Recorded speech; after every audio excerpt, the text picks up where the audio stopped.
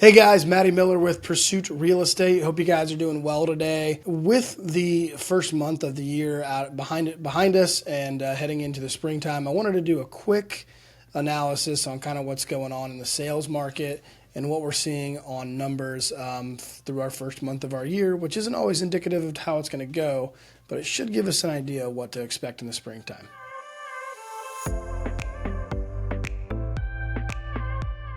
All right, so a few of the things that I really like to look at, sales price is probably the one that everybody really wants to pay attention to. However, that may not necessarily be indicative of where the market may go because sales price typically lags behind. So some of those key factors we want to look at are, number one, days on market. So we're starting to see our days on market go up, all the way up to right now through the month of January. On average was 52 days on market, which is up from 13%, up 13% from last month. So we're seeing that go up from December.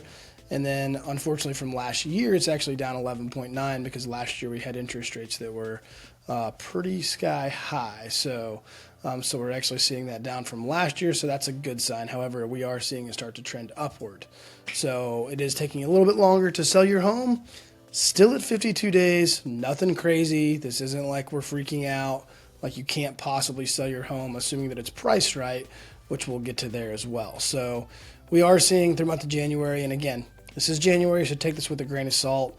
January is historically a slow month. In the past, it has not been because we just haven't really seen much of a change in January, just considering the fact that our market's just kind of been a little bit bonkers for the last 3 years. We haven't seen that seasonal slowdown.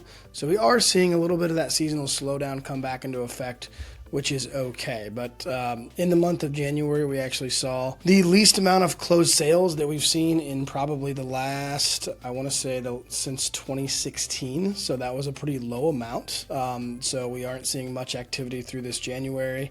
So hopefully, I think what's honestly happening, and this is my honest opinion, I think we have a lot of buyers out there that are being patient with the market. And for the first time that they've been allowed to be patient with it. Over the last 3 years, most buyers have went into a market where you basically had to buy something in a 24-hour time span of when you saw it. That's a really scary thing. We're actually seeing some reports about buyer's remorse, that, hey, they rushed into this buying process, they bought this house because the market was crazy. We're seeing a lot of those people start to go, maybe this wasn't the house for me, or whatever the situation may be. So buyers are being a little more choosy, so I think that's kind of leading to the increased time on the market as well.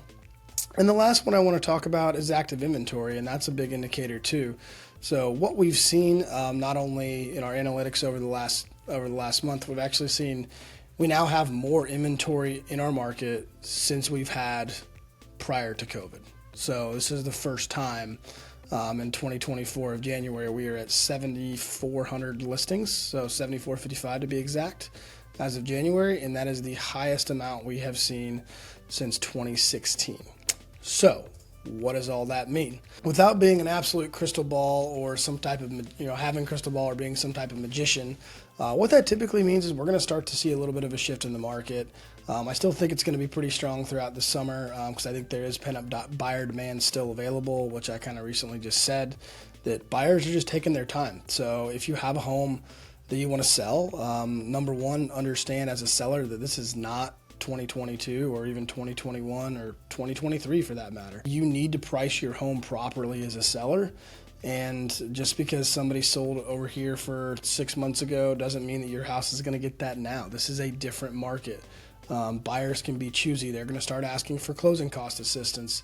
They're going to ask for things to be repaired. You're going to have to do those things if you want to get your home sold. So we're getting back to, in my opinion, what would be a very balanced market heading into this buying season in March. So as a buyer, it's probably going to be a little bit more comfortable to be in this market. As a seller, I think you really got to get realistic about what you're going to do, how you're going to sell your house, what your strategies are with your realtor, and really be intentional about where you're pricing that home at. Take a look at your competition around you.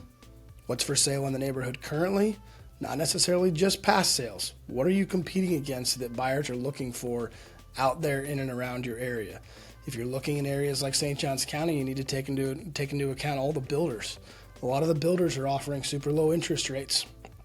They're doing interest rate buy downs to 4.5% to 5%, which on the resale side, which is what primarily we do, we can't do that unless we're going to go ahead and give that money to the buyer to be able to get them in a more competitive situation to buy a resale house as opposed to a new construction.